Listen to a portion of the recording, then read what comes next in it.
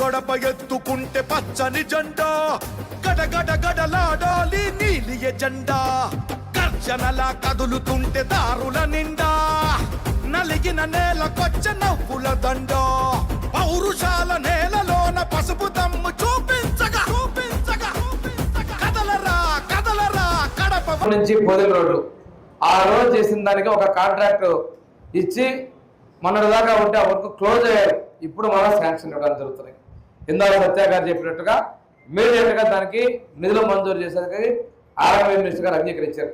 మొన్నటి వరకు ఎందుకు చేయలేదు, మన గవర్నమెంట్ వచ్చి చేయలేదు అందరూ అనుకుంటున్నారు. కానీ కారణం ఒక టెండర్కి 3,013 ఇచ్చారు.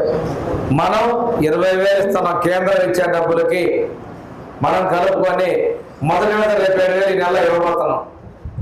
తర్వాత ఇంకో 7,000 తర్వాత 6,000 ఇచ్చేదానికి మన ప్రభుత్వం 20,000 రూపాయలు ఇవ్వడానికి సిద్ధంగా ఉంది. దీనికి కొద్ది సమస్య ఉందా మన చెప్పారు. హౌస్ మ్యాపింగ్ కాదు, జాయింట్ ఎల్పీ రీసర్వే పడినట్లు చాలా వాటికి ఇబ్బందులు ఉన్నాయి. వాటికి సంబంధించి ఇప్పుడే సచివాలయాల్లో తీసుకుంటున్నారు. ఒరిజినల్గా పాత అడంగల్ ప్రకారం తీసుకుంటున్నారు. నిన్న అన్న తల్లికి వందనాల్లో కూడా చాలా మందికి ఒకే సర్వే నెంబర్లో భూమి మొత్తం అందరికీ ఉన్నాయి, భూమి లేని వాళ్ళకు కూడా.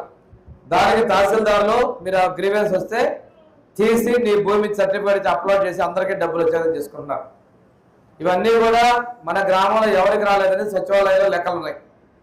అవన్నీ మనం తీసుకొని సరి చేయించాల్సిన బాధ్యత మన మీద ఉంది. రేపు డోర్ టు డోర్ మీరు వెళ్ళేటప్పటికి వీలైనంత వరకు ఇవాళ ఇద్దాం అనుకున్నాను, రేపు మీకు పంపిస్తాను. అందరికీ మీ గ్రామంలో ఎంతమందికి పెన్షన్ వస్తుంది, ఎంతమందికి తల్లికి వందన డబ్బులు వస్తున్నాయి ముందుకు వచ్చాడు. ఇది కొంచెం మనం చెప్పుకోవాల్సిన అవసరం ఉంది. 4,000 కాకుండా 500 పెన్షన్ 1,500 మనం చేసాం, 3,000 చేసాం, 6,000 చేసాం. అది కూడా మనం చేసింది, అది ఎవరు పెంచాల. ఆ 3,000 పెన్షన్ని 15,000 కూడా మనమే చేసాం.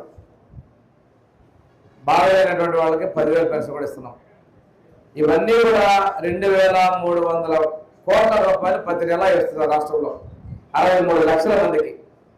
చూసేదానికి చాలా ఎక్కువ మొత్తం.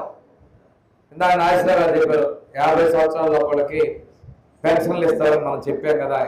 అదే వాస్తవమే, కానీ అమలు చేసుకుంటూ వస్తారు. తెల్లవారేసరికి అన్నీ చేసేటువంటి పరిస్థితులు లేవు అక్కడ. కానీ చెప్పిన హామీలన్నీ అమలు చేయడానికి ప్రభుత్వం, ముఖ్యమంత్రి గారు చిత్తశుద్ధితో ఉన్నారు. అయితే నాకు ఇక్కడ ఇంకో విషయం ఏంటంటే చాలా ఉన్నాయి చెప్పాను, 3-5 మారం మన ప్రభుత్వం ఎప్పుడు వచ్చినా లోటు బడ్జెట్ లోనే మన ప్రభుత్వం స్టార్ట్ అవుతుంది. అది మన దురదృష్టం అనుకోవాలి, వారి అదృష్టం అనుకోవాలి. ఎందుకంటే రాష్ట్ర విభజన జరిగినప్పుడు మనం లోటు బడ్జెట్ లోనే మన ప్రభుత్వం స్టార్ట్ చేశాం. 14లో ఎక్కడా ఇబ్బంది లేకుండా సుమారుగా 14లో 19 ఒక కొండేరు నియోజకవర్గంలోనే సుమారుగా 1,500 కోట్ల రూపాయల అభివృద్ధి కార్యక్రమం చేసిన వ్యక్తి మన గౌరవ మంత్రివర్యులు స్వామి గారు. ఈరోజు మళ్ళీ ప్రజలందరూ ఒక ఛాన్స్ అని చెప్పి ఈ యొక్క రప్ప పేదలు వచ్చే దయచేసి నమ్మి ఈ రాష్ట్రాన్ని మళ్ళీ అప్పుడు తీసుకెళ్ళిపోవడం, మళ్ళీ సహకారంతో కామేపల్లిలో ఒక మంచి కాలేజ్ కూడా హాస్టల్ కూడా నిర్మించుకోబోతూ ఉన్నాం. సింగరాయగూడలో అన్న కార్యం కూడా మన భూమి చేశారు.